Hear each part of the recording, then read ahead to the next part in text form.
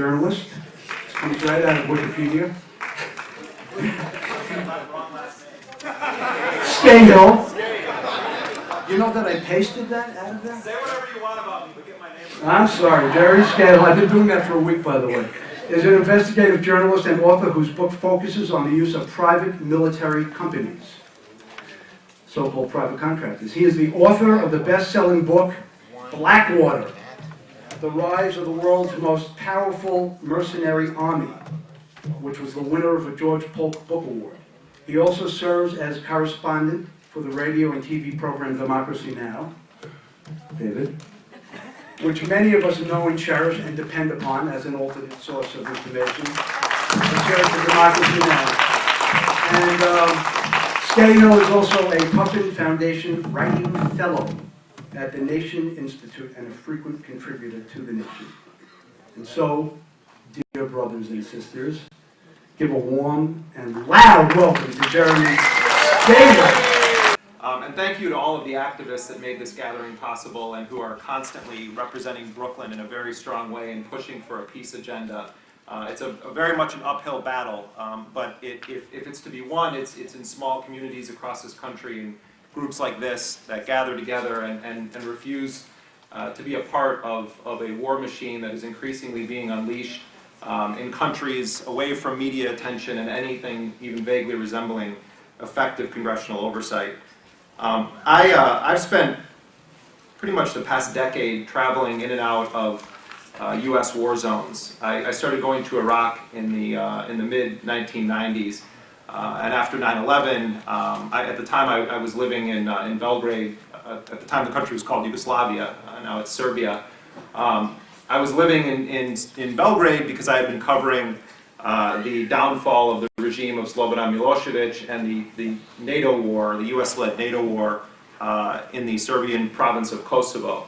And when 9/11 happened, I was in Belgrade, and I remember thinking as I watched the towers falling and then the Pentagon burning that they were going to attack Iraq.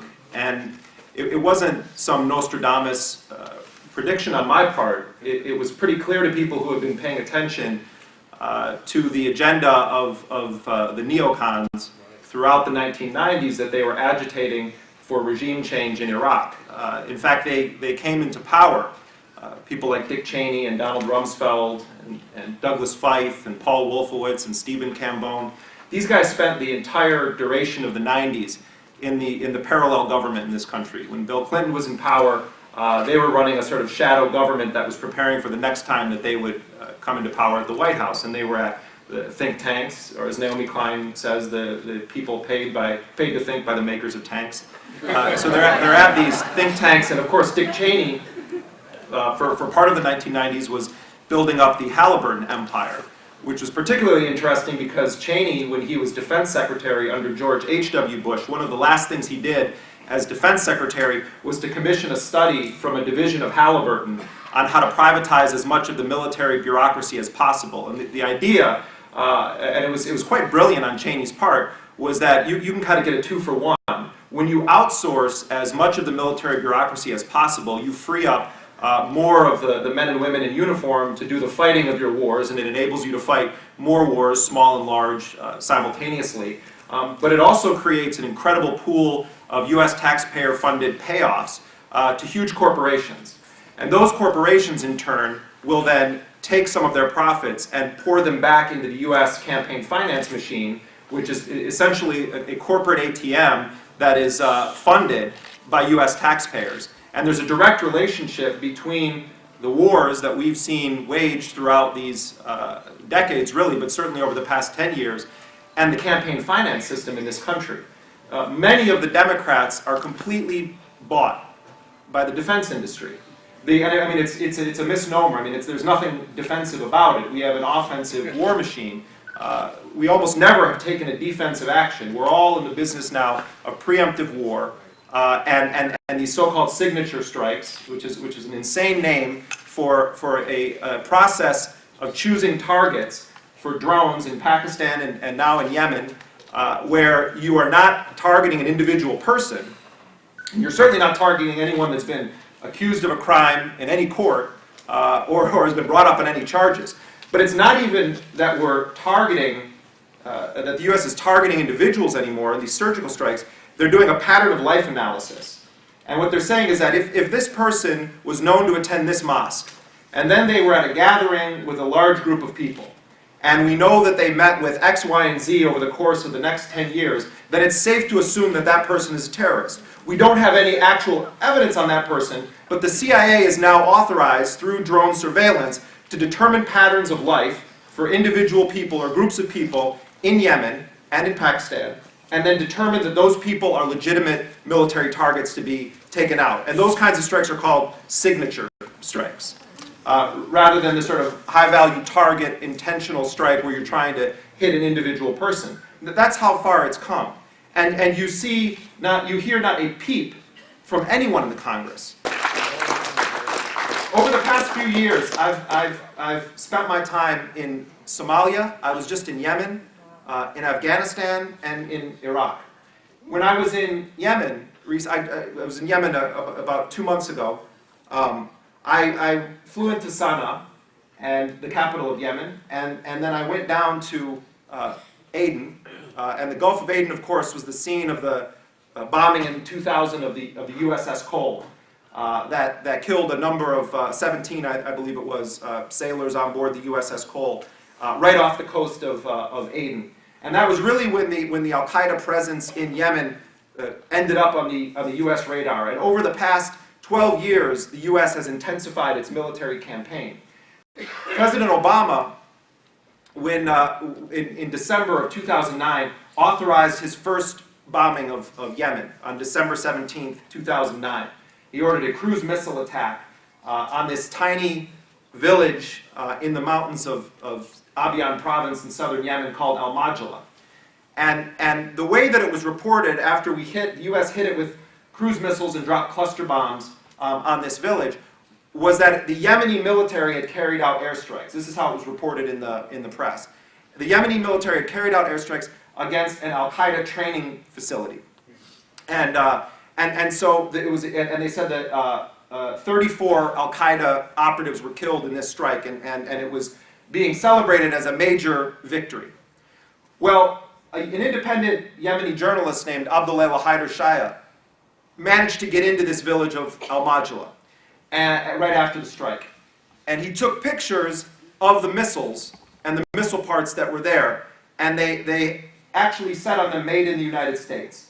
And they were from General Dynamics, and they were huge Tomahawk cruise missile guidance systems. And there were unexploded cluster bombs. In other words, they were weapons that Yemen does not have. And they were clearly identified as being made in the United States. And the U.S. wouldn't comment on it, and U.S. officials directed journalists to the Yemeni embassy in Washington, and the Yemeni embassy in Washington said that it was our strike, meaning Yemen's strike. It turns out that 34 Al-Qaeda operatives were not killed in that strike, but 44 civilians. One man who was what they call a rehabilitated member of Al-Qaeda. He was an older man who had been an Al-Qaeda member but went through a rehabilitation program. He was killed. Everyone else that was killed was either a woman, a child, or a male civilian. I went there myself, and I interviewed survivors of that strike. A woman whose entire family was killed except for one daughter and a severely mentally challenged son, but her entire 7 members of her family were killed. Another man, 17 members of his family were killed, an old man. This was a poor Bedouin village that had nothing in the world. They didn't have running water, they didn't have plumbing. They were Bedouins that moved around, and they had settled for a period in Al-Majala, and they were shredded like beef. Their bodies, if you see the video, it would make you vomit. As one tribal leader told me who was there right after it happened, and I looked at all the photos that they took when I went there, he said you couldn't tell if it was goat meat or human meat. And when there were limbs in trees that had been blown apart. And when we went there, the bomb parts are still there. This happened in December of 2009. The unexploded cluster bombs are still there. The guidance system for the Tomahawks are still there. When the WikiLeaks cables were released, this incident was covered. It was a big problem for the Yemeni government because tribal leaders in Yemen gathered 100,000 people to protest against this strike. and they were demanding answers from the US-backed dictatorship of Ali Abdullah Saleh. We know you didn't do it. You tell us why the Americans did this. Why did they bomb this village of poor Bedouins? And so it was becoming a political problem that the US had to deal with. General David Petraeus is in a meeting with Ali Abdullah Saleh. And Ali Abdullah Saleh, the president of Yemen, is saying to General Petraeus, we'll continue this arrangement to lie and say the bombs are ours and not yours. And the deputy prime minister laughs in the meeting with Petraeus, the Yemeni deputy prime minister. He says, I just lied to our parliament and told them that it was our bombing. This is what the US is doing in Yemen.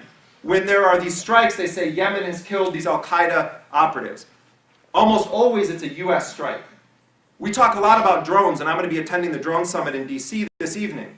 It's so much more than drones. We're using cruise missiles. We're using cluster bombs. We're using Spectre AC-130 gunships that can come in and just mow down people. When I was in Somalia, I traveled with CIA-backed warlords. The CIA has warlords in Somalia who are being paid to hunt down people that are suspected of being Islamist militants or connected to the movement Al-Shabaab, which is a radical Islamist movement inside of Somalia. When I flew into the airport in Mogadishu, I immediately saw a huge structure that looked to me like a forward operating base in open view at the airport in Mogadishu. And within 48 hours, I had confirmed that it was a new CIA base. I spoke to one of the heads of Somalia's intelligence service who liaises with the CIA. They have a training center there where they're training Somali kill-capture teams, and they're bankrolling warlords who are hunting down people throughout Somalia. When I called the CIA for comment, they confirmed that in fact that was a CIA facility, and that in fact they were paying these Somali agents. They were very, very concerned about us publishing that, but they did confirm that it was in fact accurate. I also reported on how the US has a secret prison buried in the basement of Somalia's National Security Agency that is staffed by, currently under President Obama, in total violation of his own executive orders that he issued within days of taking office, when he stood in front of the original Constitution, copy of the Constitution, and talked about the rule of law, and then proceeded to violate it himself. There's a secret prison infested with bedbugs in the basement of Somalia's National Security Agency, where CIA and US military intelligence officials and French and British intelligence interrogate people that in some cases are snatched off the streets of countries other than Somalia and brought to this prison in Somalia. Does this sound familiar? Yes. One guy was taken out of the Somali neighborhood of Eastleigh in Nairobi, Kenya, was hooded, shackled, a diaper placed on him, taken to an airplane, flown from Nairobi into Mogadishu. He only knew he was in Mogadishu because of the smell of the sea. They then take him to a bedbug-infested prison and repeatedly interrogate him. No Red Cross. When I was on Democracy Now! With the Red Cross, I asked the Red Cross, the head of their Somalia office, about that prison. He said, we have no information on it. I said, well, are you going to follow up on it? And he goes, we wouldn't know where to even start. I said, well, you can just go into the airport in Mogadishu and you can walk over to the CIA base and ask them to take you to their prison. Because it's there and everyone knows about it and no one talks about it. And the CIA tries to pressure journalists not to talk about it. I know for a fact that several famous foreign correspondents knew about that prison before I did, and none of them printed it. And the question is why? This administration has raised the stakes for journalists who go up against US national security policy. They've raised the stakes for people who dare to interview those people that have been called terrorists or labeled terrorists by the United States government. The journalist I told you about who took the pictures of the US missile parts and gave them to Amnesty International and broadcast them on Al Jazeera around the world, he's in a secret prison right now in Yemen. He was prosecuted in a court that was set up to go after journalists who insulted the US-backed regime of Ali Abdullah Saleh. And he has been sentenced to prison for being an al-Qaeda spokesperson. He worked with ABC News, he worked with the Washington Post, he worked with Al Jazeera. He was one of the most well-known independent journalists in Yemen. And you know why he's in prison right now? Because of one man, Barack Obama. Now you may say, well, how can you connect Obama to this? I'll tell you. On February 2nd, 2010, Barack Obama called Ali Abdullah Saleh. This is on the White House website, the readout of the call, and expressed concern about this journalist, Abdullah Haider Shaya. He knew that he had been held by the Yemeni government. He had been picked up multiple times. He was beaten and harassed. And the Yemeni government was going to release him. And Obama calls the president of Yemen and says that the U.S. is very concerned about reports that you intend to pardon and release Abdullah Haider Shah. And Ali Abdullah Saleh had a pardon on his desk that had been prepared by tribal mediators. He ripped it up. And that journalist remains in prison to this day because of one phone call from 1600 Pennsylvania Avenue. Not from John Brennan, not from Hillary Clinton, from the President of the United States himself. That's how far the war on journalists has come. That we will keep foreign journalists in gulags in their own country. The world is a battlefield is a phrase that the neocons loved.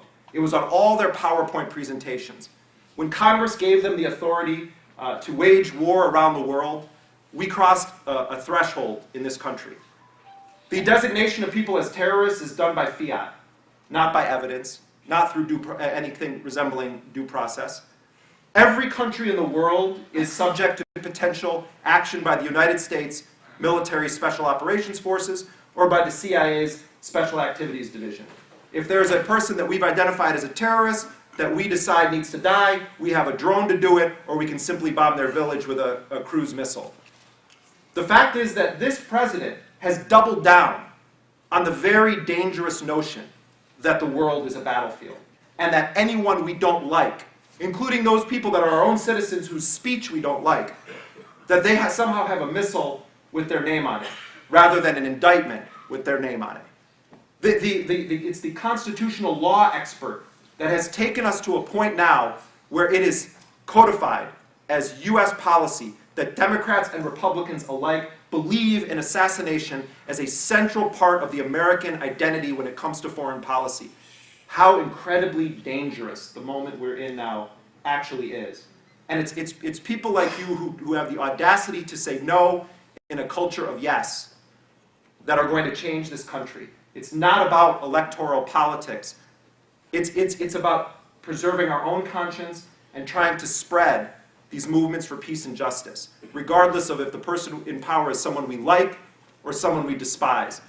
These are times that try your principles. Rise to the occasion. Thank you very much. Considering the strike on the village in Yemen, what was the reason for the bombing? There's a pattern that's emerged since mid-2009 where the U.S. there's almost a dearth of intelligence. The U.S. has very few ground assets in Yemen and relies almost entirely on the Yemeni government or the Saudis to provide intelligence.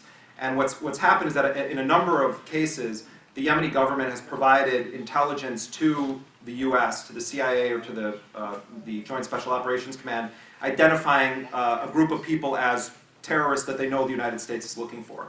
And what has actually been the case is that the regime in Yemen has been giving coordinates of its political opponents, tribal leaders that have spoken up against it. So it's sort of death by American. In fact, we see this a lot in Afghanistan too, where many night raids are actually the result of bad intelligence given to the Americans by people that are trying to settle a score with neighbors or with their enemies. So they'll on 3 different days, they'll send 3 different people from their tribe or their clan to go and meet with the Americans and say, well, there's Taliban bomb makers in this house, and then the place gets raided, and it turns out it was someone that stole goats from someone else like 10 years ago. And it happens repeatedly. There are 3 cases that I'm investigating right now where that's literally the case. So some of it is bad intelligence. Some of it is the case that maybe there are 2 or 3 people that the U.S. is targeting, and there's been a determination made that even though there are 30 other people there, it's worth the collateral damage to kill those people because we don't know if we'll have another chance to strike them. So I would say that those are the 2 most common reasons when the high civilian death toll takes place, is either bad intelligence or that a determination has been made that the killing of the individual is more important than the fallout or the blowback from the so-called collateral damage in those strikes. So the question was about this Sergeant Bales, who's alleged to have massacred. I'll get you, ma'am. You don't have to put your hand. Alleged to have massacred all of these. I forget exactly. I was 17, I believe it was, Afghan civilians, some of whom were apparently shot execution style. I don't know the facts of that case. I don't want to give you a non-answer. I don't mean that particular case, but is it common that this has been done before? as policy? I'm aware, I've seen photos from the years that I spent working on Blackwater. Wives of Blackwater guys, at times, this was years ago, would send me photos that their husbands had taken or their boyfriends had taken in Iraq or Afghanistan, where they were chopping heads off of people. There were this kill team in Afghanistan chopped the fingers off. One of the guys wore a necklace with the pinky bone of someone that he had killed. There's a twisted mentality that takes place in some of these places where guys go nuts or they become really sadistic, murderous people. And I don't know what happened in that case, but Chris Hedges, my colleague at The Nation, wrote a book years ago that was largely based on interviews with soldiers. And Chris did a brilliant job of talking about the difference between killing and murder. And what we're seeing, in these cases appears to be murder, where you're actually seeking out someone to go and kill, and you're intentionally doing it. You're murdering them. It's not like you're in a firefight, but you're murdering, and it's sick, and I think it's happening a lot, and it's also there's a lot of domestic violence against women from a lot of these guys coming back and not getting adequate mental health care. How do we protect you and Chris, and what are you doing to make sure that you get a chance to keep saying what you're saying? 2, what about state power? If we don't go for electing candidates, if we don't find people to run, will the state not continue to reproduce this insanity? Where is the place for electoral politics? Well, I'll answer that in reverse.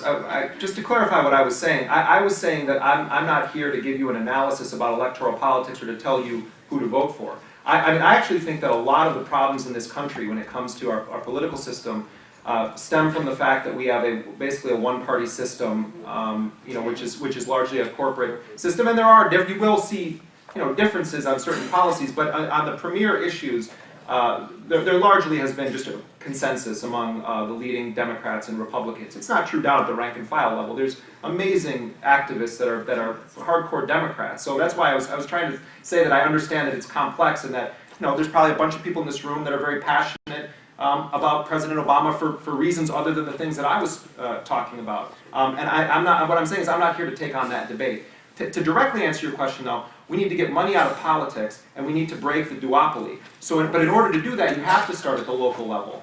I think that I think that people have blamed Ralph Nader for the 2000 election just repeatedly, and it's a position based on sheer ignorance, going after Ralph Nader. My point isn't about Ralph, though. My point is that what Nader's campaign represented that year was an idea, and the idea was we need to break the two-party hold on power in this country.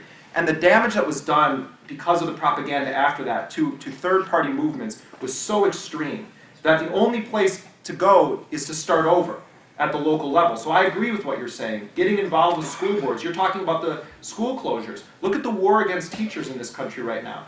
We have to hold the line. Bill Moyers always talks about this, about PBS, how it's getting worse and worse, but you have to hold the line with what little we have left of these institutions. So, and as far as the protection, I have my Blackwaters outside, and they're my guys. No, I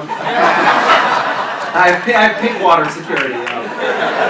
I think that a lot of people who are in the public eye and are going after these policies, are potential targets, and I don't think it's so much a potential target to have a suspicious accident on the road. I'm more concerned about being audited or having some kind of embarrassing emails that I'm sure I sent over the years, being leaked online by some NSA person or whatever. No, people like this keep us safe, by inviting us to do these things and making sure that there's a collective group of people that believe in working on these issues. Blackwater has gone through 4 name changes. They were U.S. Training Center, they were Z, now they're Academy. It's French. Academy with an I. The owner of Blackwater has fled the United States. He lives in Abu Dhabi. He's a Christian supremacist American nationalist who decided to go to the freedom-loving nation of Abu Dhabi, where he lives under the protection of the Crown Prince and has set up another mercenary company called Reflex Response, and they've been involved with Somalia and Libya. So Blackwater Z Academy is currently working under the Obama administration as the premier security for the CIA. They also guard the U.S. ambassador in Afghanistan. and they do a lot of work for multinational corporations. The money comes from you if you pay your taxes. It's paid either by the State Department through its aid budget, actually, under diplomatic security, or it's paid out of the supplemental military funds or the overall military budget. Blackwater now is small potatoes compared to some of the behemoths like DynCorp and Armor Group. I mean, it's as radically privatized under President Obama as it was under Bush. Look no further than the U.S. Embassy in Baghdad, which is 80 football fields, the size of it, and Secretary of State Clinton asked for an increase in the number of mercenaries to operate at the embassy. So the U.S. military is leaving, and the State Department's increasing the number of private security contractors, and that contract is up for bid right now, and Blackwater Z Academy is bidding on it. So how many people are involved in this? I mean, in Afghanistan, it's basically now at a 1-to-1 ratio of for every soldier there's a private contractor. It could be someone who's a cook or a driver, or it could be an armed individual. So, in Afghanistan, there's probably between 25 and 30,000 mercenaries that are working in some capacity for the U.S. government. And then they exist elsewhere around the world. All of our embassy security is being outsourced too. So we have paramilitaries around the world that are at our embassies, and they're private. If you want to start the committee to elect Amy Goodman, don't break into the Watergate, and we'll be okay. Yeah, I could be the Secretary of State. I'm honored. All right, thank you guys very much. Thank you for having me.